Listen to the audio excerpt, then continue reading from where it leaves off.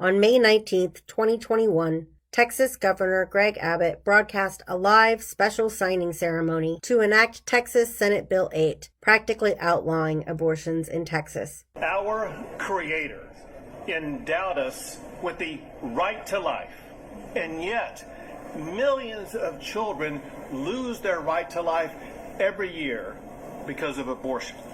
Nearly every lawmaker who co-signed SB 8 and who has historically opposed abortion has done so on the grounds of their Christian faith. First, I'll just point out that Jesus, who guided his followers with teachings of morality on a large swath of social issues, never once addressed the topic of intentionally terminating a pregnancy. Additionally, of the 600-plus laws laid out in the Old Testament, not one forbade a woman from having an abortion. However, the Old Testament does provide clear religious guidance for abortions in Numbers 5:11 through 31, the only direct reference to abortions in Judeo-Christian scriptures, which is outlined via a ritual procedure that's part of a purity test conducted by priests to determine whether a woman had committed adultery. The scripture explains how the accused woman was forced to drink, quote, cursed waters. If she was defiled and was unfaithful to her husband, the curse-bearing waters should enter her to become bitter, and her belly will swell, and her thigh will rupture. Simply put, the verse explains that if a woman had committed adultery, the Judeo-Christian God would cause a woman to abort the fetus. According to the scripture, then, the Judeo-Christian God does not believe that fetuses inherently possess a right to life.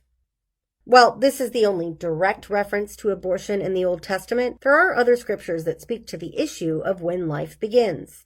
The scripture clarifies repeatedly that life is the result of breath and thus begins at birth, not conception. Job 33:44 and Ezekiel 37:10 are blatantly clear about this.